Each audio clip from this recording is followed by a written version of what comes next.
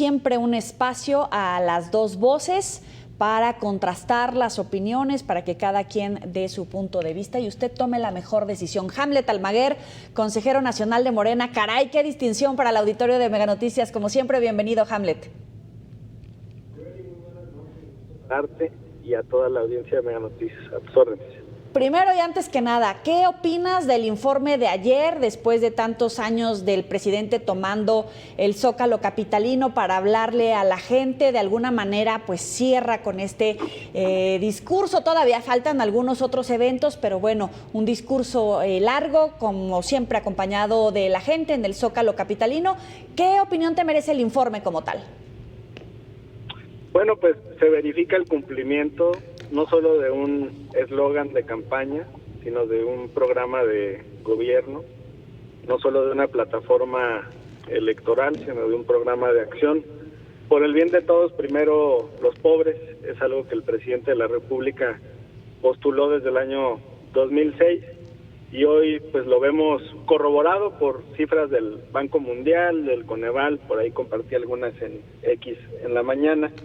Por lo menos se le reconoce una reducción de pobreza en 7 millones de mexicanas y mexicanos con corte al 2022. Hay que esperar el corte al 24, pero esa tendencia seguramente continuó en estos 2 últimos años del sexenio y pues ese es un gran logro, la redistribución de la riqueza, Joely. Yo como jalisciense además estoy profundamente agradecido con el presidente por 2 proyectos de infraestructura emblemáticos que se construyeron en mi estado, la línea 3 del tren ligero, donde el gobierno federal aportó recursos cuantiosos, y más importante aún, la construcción de la presa El Zapotillo, que es la presa que le garantiza agua a la zona metropolitana de Guadalajara por los próximos 40 años, así lo ha reconocido incluso el gobernador del estado. Y eso, bueno, a pesar de las diferencias partidistas, pues implica que el presidente le cumplió a las y los jaliscienses, y pues como jalisciense le agradezco mucho por ello, Joely. Oye, obviamente el incremento al salario mínimo, los programas sociales, dentro de los logros que él mismo incluso menciona, ¿no? Pero obviamente hay muchas críticas en cuanto a los pendientes en materia de combate, por ejemplo, a la inseguridad. ¿Tú cómo lees las cifras que se entregan, por supuesto, cuando también se habla de que ciertos estados pues tienen ahí un foco rojo por el crecimiento de la operación de grupos del narcotráfico, grupos del crimen organizado, más allá de las cifras de los delitos del fuero común que presenta el presidente? Pues primero, la construcción de una institución como la Guardia Nacional en un proyecto de mediano y de largo plazo, que por supuesto se va desarrollando, va cuajando en términos coloquiales, con ya más de 130,000 elementos en el país, y además con modelos que también han sido muy exitosos a nivel local, como el caso de la Ciudad de México, donde se logró una reducción de hasta el 50% en los delitos de alto impacto. No por nada, pues Morena, mi partido, postula al Senado de la República a la responsable de la Fiscalía de Justicia de la Ciudad, Ernestina Godoy, y al responsable de la seguridad en la ciudad, Omar García Harfuch, y tuvieron pues más de 3 millones de votos. Entonces hay una consolidación a nivel nacional con esta estructura de la Guardia, con esta institución, y modelos exitosos como el de la doctora Sheinbaum en la Ciudad de México, que ahora pues será replicado a nivel federal. Entonces el próximo sexenio será el de la seguridad y el de la salud. Son 2 temas muy claros que por supuesto siguen pendientes, que se requieren mayores avances, pero estamos muy optimistas por lo que logró la doctora en la Ciudad de México y ahora escalará a nivel nacional, Joely. Así lo lees, lo interpretas. El próximo sexenio será el de la seguridad y la salud, porque obviamente pues todo mundo agarrado hoy con los dichos, ¿no?, del presidente, que el sistema de salud no es como el de Dinamarca, sino mejor cuando sabemos que hay deficiencias, que hay carencias. ¿Esos 2 serán los grandes retos para empezar de la doctora Sheinbaum? Sí, claro. La plataforma de la doctora 100 Pasos por la Transformación los reconoce, los articula, los desglosa y establece actividades muy claras para poder avanzar en estos proyectos. Y ella tiene una política comprobada de prevención del delito que se aplicó en la ciudad, de colaboración y coordinación. Uno de los dictámenes que aprobamos en la Comisión de Puntos Constitucionales fue el referido a la Guardia Nacional. Y ahí se hace algo muy similar a lo que la doctora hizo en la Ciudad de México, que es ampliar las capacidades de investigación. Lo que pasa es que por diseño, muchas de nuestras instituciones policiales no tienen facultades de investigación. En este dictamen se incluye que la Guardia tenga facultad de investigación, entonces tendría 130,000 elementos con facultades para ello. Es algo similar a lo que hizo en la Ciudad de México con todas las policías y corporaciones. Entonces ya vemos el diseño también para una segunda etapa de la transformación muy enfocada en ello, Joely.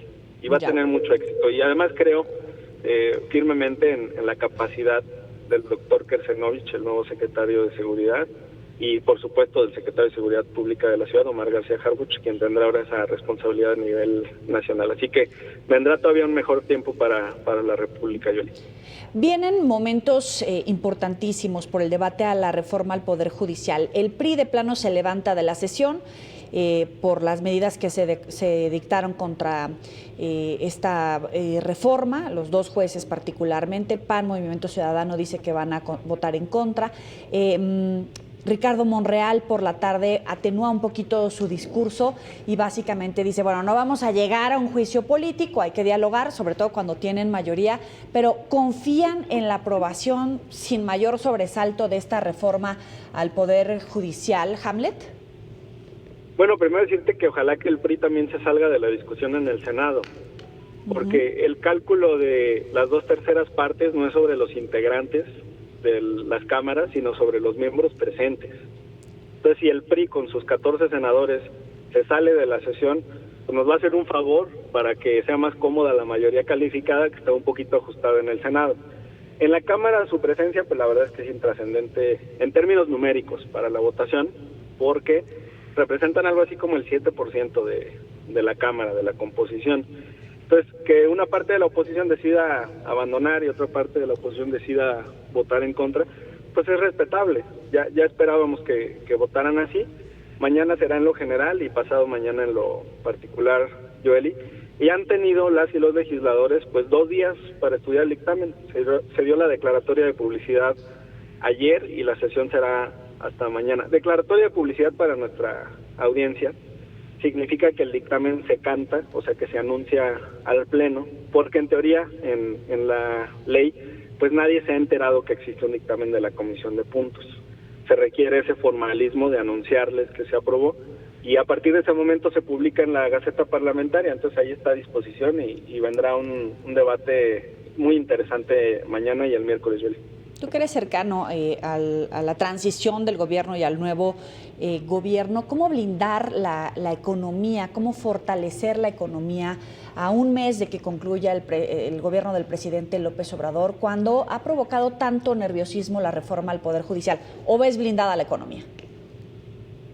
Bueno, primero pues hay fundamentos macroeconómicos sólidos, la deuda está bajo control. El tipo de cambio sigue estable en relación a cómo lo recibió el presidente de la República en 2018. Sigue flotando en torno a los 19, 20 pesos, que es algo similar a lo que tuvimos hace 6 años. Hay confianza porque se queda el secretario de Hacienda. Hay un equipo muy sólido también, con mucha capacidad y experiencia. Han caído bien las designaciones en los órganos de las paraestatales como CFE y Pemex. Hay un equipo también muy sólido en cuanto al servicio de administración tributaria y de carrera en Hacienda. Entonces, las cosas van a salir muy bien. El equipo que va a renegociar el Tratado de Libre Comercio también pues tiene toda la capacidad y experiencia en economía.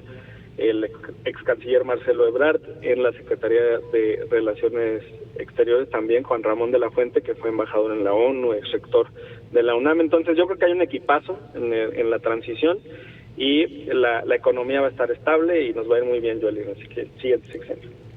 Hamlet Almaguer, como siempre, un placer platicar contigo. Estaremos al habla si nos lo permites. Muy buena noche. Muchas gracias, Joely, y saludos a la audiencia. Gracias a ti. Bueno.